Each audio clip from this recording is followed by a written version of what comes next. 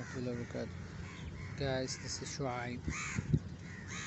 Alhamdulillah, yet another morning. It's been like more than 7 years as a whole throughout my life, and specifically 6 years in consecutively. I've seen this park, mostly barren land, but just this month I've seen some like uh, rearrangements. It looks like investment and organization. you know it wasn't this beautiful. I mean, this place has always been beautiful naturally, but I'm talking about the landscaping and taking care of the organization, the cleaning and all that. It was not that good, say, in the last couple of years. I noted whilst I was here, Imran Khan came in power, and I noted there was a lot of improvements in the infrastructure, in the tourism industry, overall, alhamdulillah, and so many trees, especially in the KPK side. So, and it is sad that the people don't do anything for the whole year, and just during elections or close to elections they invest and they start making some changes. I'm talking about general in all the Muslim countries that are democratic, so called. You will find this kind of behavior, and so the important point I want to mention here is that our Muslim rulers, they are from us, they are from the people. If vast majority of the people are evil, then the rulers will be evil for sure. I'm not saying this is as per the hadith. Not only Rasulullah prophesied that evil Muslim rulers will appear before the end of time, but he also advised us to be patient, to give their rights and ask our rights from Allah. And he asked us to obey them in the general sense, in ma'ruf, in good, and not listen to them in munkar, in evil stuff. But clearly people don't understand this sunnah and this principle well established in the deen. They don't follow this here in Pakistan. They say that the Muslim rulers are evil, so why should we listen to them, supposedly, as though the rulers in Saudi Arabia and UAE are perfect. They are more of the most noble of people. It's not like that. So every person has good and bad. It's just that their Sharia is implemented in Saudi Arabia, in UAE, to a major extent. Alhamdulillah, you don't see shirk over there, you don't see bid'ah over there. And believe me, in the eyes of Allah, as per the sunnah, shirk is greater of an evil. Inna shirka la zulmun azim. Shirk is greater of an evil. So is the sunnah. Kullu bid'atin dalala, kullu dalalatin fi an-nar. Wa iyyaka min muhdithat al-umur. Beware of the newly invented matters, for all of them is misguidance, and every misguidance leads to hellfire. This is something we hear in Jumu'ah, every Jumu'ah, provided you're going to a masjid which is Salafi or at least Sunni. Salafi means following Quran and Sunnah as per the Sahaba.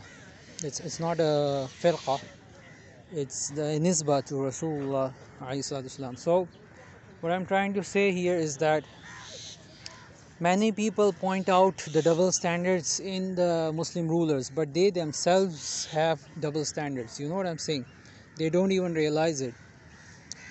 you have to understand that the greater evil, أعوذ بك من شر النفس ومن شر الشيطان. Look at the morning azkar, the dua. اللهم فاتح السماوات والأرض عالم الغيب والشهادة رب كل شيء مليك وأشهد لا إله إلا أنت أعوذ بك من شر النفس ومن شر الشيطان. So in this dua, which is Sahih, is from the Masnoon dua, from the morning azkar, well known. You can read Hisnul Muslim. Yani, the Messenger of Allah taught us a dua coming from Allah. Obviously, all dua are taught from Allah. They are coming from Quran, from Allah, or they are taught by the Messenger. Even that is coming from Allah through Jibreel alayhi. So, Jibreel alayhi yani. So the point is that this is divine. These du'as are coming from Allah. Allah teaches us how to make dua. Else, how would we know? The angels only know what Allah taught them, and humans also only know what the angels or what Allah taught us directly or through the angels. As in, Allah spoke directly to Musa Islam, for example, and the dreams of the prophets. So anyhow, the point is that in the dua we seek refuge in Allah with Allah from the evil of ourselves, then the evil of shaitan, and then the evil of shirk, meaning anything other than ourselves and shaitan, associating partners with Allah other than our evil and the evil of shaitan. So if you are following your own evil, that is shirk. If you are following the evil of shaitan, that is kufr, and that is shirk also. And if you are following the other deities, still that is clearly shirk, be it idols or other people or whatever. So the main point is that many people underestimate the evil of our own selves. How amazing is that? Subhanallah. We need to spend a lot of time asking Allah to protect us from our own evil. Now if we are talking about artificial intelligence, about AI, it's not AI per se or robots per se which is dangerous. The Nobel laureates, they were speaking, and the Nobel laureates of 2024, and they were saying that, like for instance Jeffrey Hinton, I'm quoting, he was saying that I'm more concerned about the evil actors, the people controlling AI, researching on AI, and in a way you can say creating and managing AI directly. Those people, I'm more concerned about them rather than these robots or the AI evolving into something like the age of Ultron. So again, the problem is the greed of the people.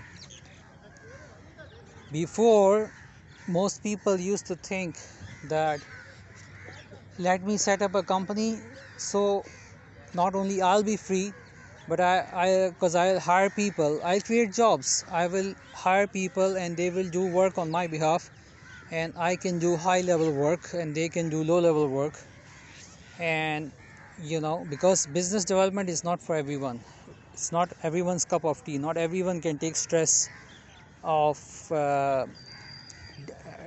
making money out of clients and paying bills, paying salaries. Not everyone, because business is a higher calling. Business means putting in more hours. Initially you have to work 12 hours or more.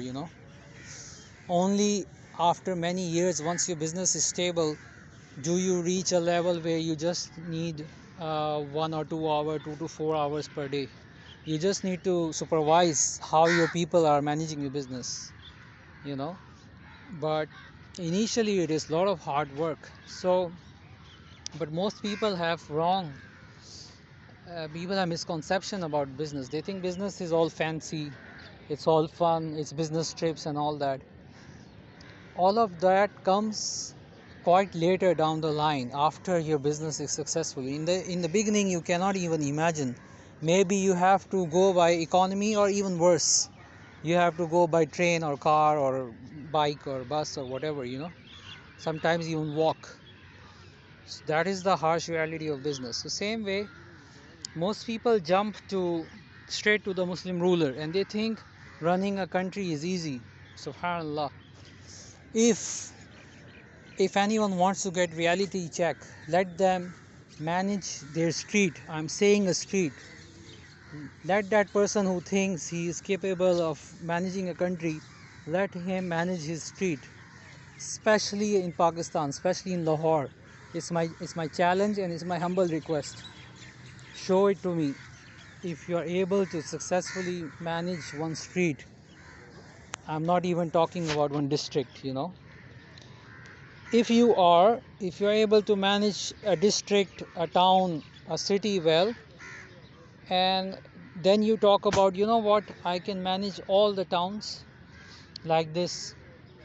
So still you can go from one city to managing two cities. You cannot directly jump from one city to becoming the ruler of a country. You know what I'm saying? Because progression is always in steps, in stages. So focus on yourself and realize that if we are evil, if we are doing evil ourselves, and so first of all, that is going to have implications, that's going to have negative effects sooner or later in our lives and lives of others. Whoever life is connected with us, they will also be disrupted. This is a fact. And for example, if a guy starts drinking, then his mother will be stressed, his wife will be stressed, his sister will be stressed. If he's married and he's a daughter, she will be stressed. The whole house will be stressed, the father, the brothers, everyone, because now the whole family is ruined because of the action of one person. So same way,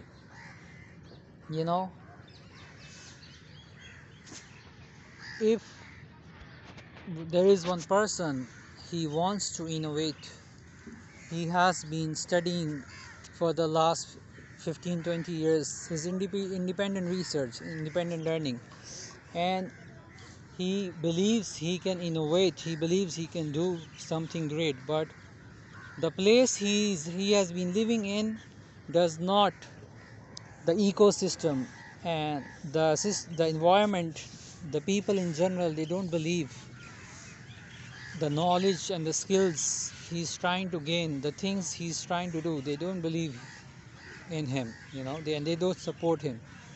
They say just go and get a job, just manage the bills. They are not willing to support him and realize that if you give him some time and let him innovate, because right now I'm talking about technological innovation. For example, in AI, it's not easy. It's not like every other day you do innovate something. It's a process. It takes time. It takes a lot of mental stress, uh, mental labor, sort of speak, and mental uplifting. It's literally like one of my friend who designs chips, he said analog designing is like electrocuting your brain. So it's not, the job title sounds fancy, but the job is far from easy. It's very extremely difficult. So for such people who do mental labor, their mental health is very important, their brain food is very important, their regular exercise is important. and they should not be in a very noisy environment. Peacefulness, pin drop silence is important. They need a proper environment.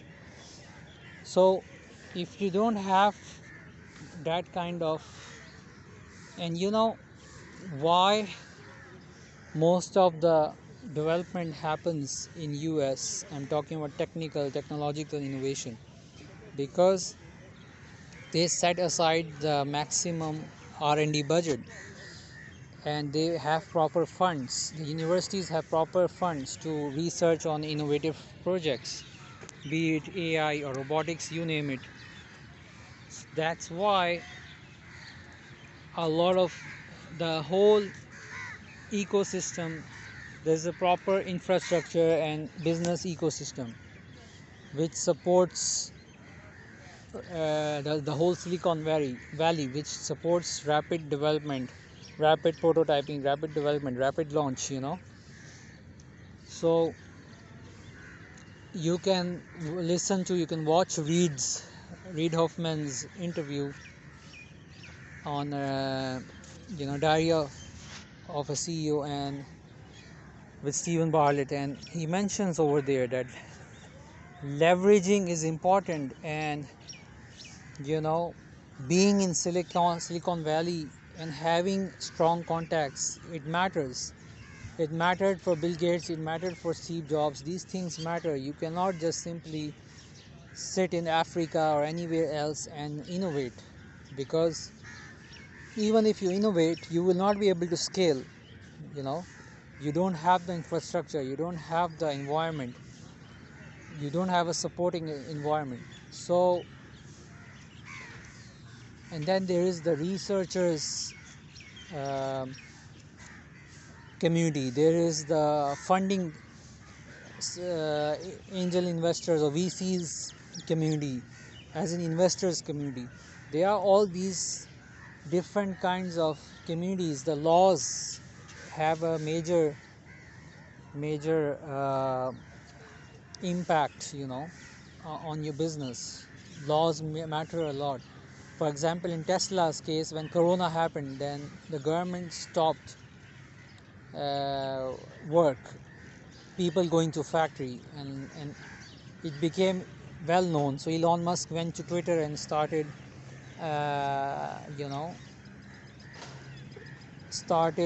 speaking out against the government, that it's affecting, because it was affecting his business negatively. It was going in loss. So the point is that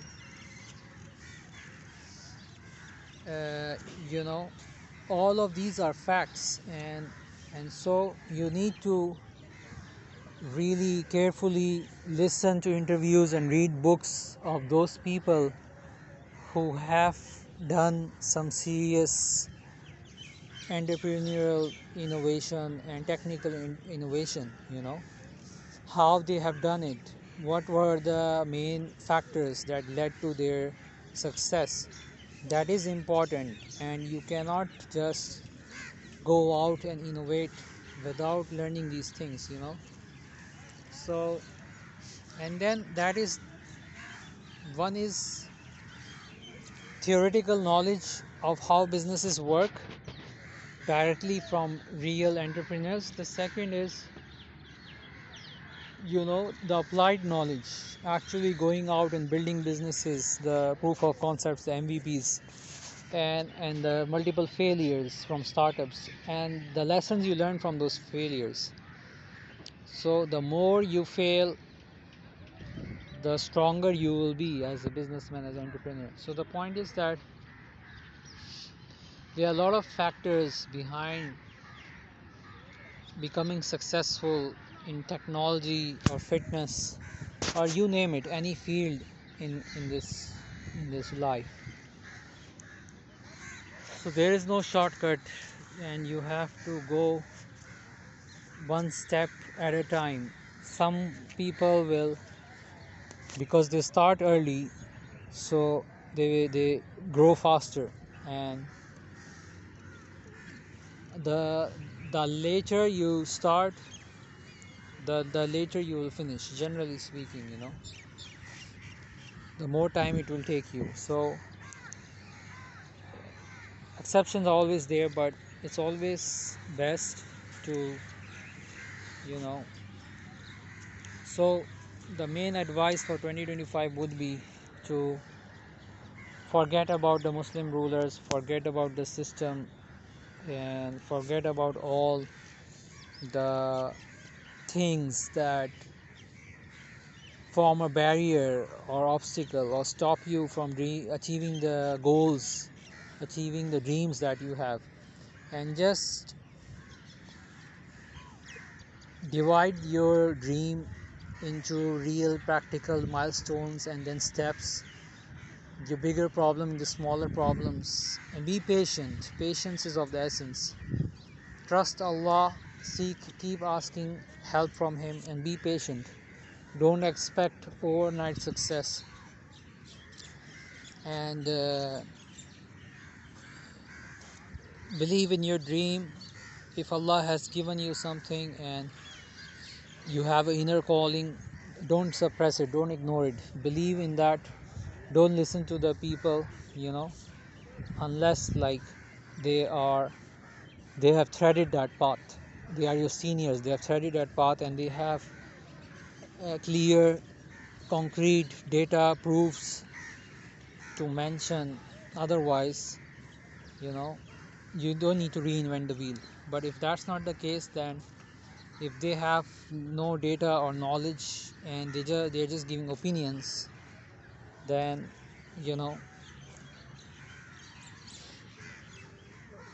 don't listen to them, obviously, and do your own research and listen to the experts, subject matter experts in your field of domain, and just keep trying stuff, keep moving, because movement brings clarity. Don't overthink, don't keep standing, you will rot, it's not gonna help. And remember that neither you have to do everything yourself.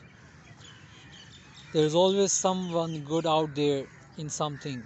You can find them out and give them the work, and so you don't have to do everything yourself, but also you don't have to outsource everything as well, because then you will not have anything left in your hand, you will have no control.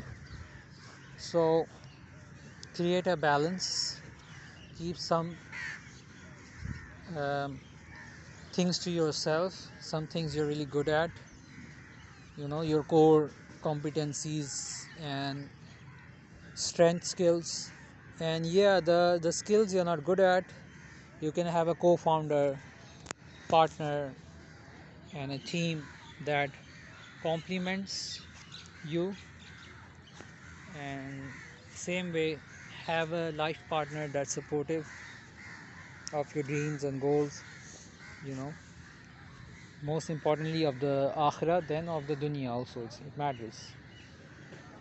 For example, if you want to do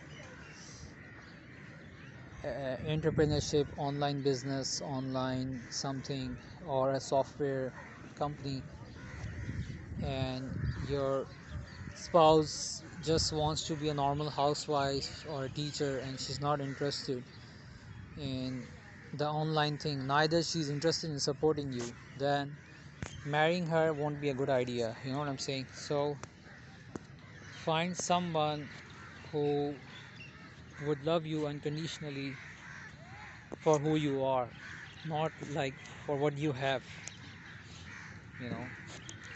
and she should believe in you for who you are and what you want to be, and she should realize your greater calling and respect it and show full support for it, and likewise you should also be willing to nurture her inner calling.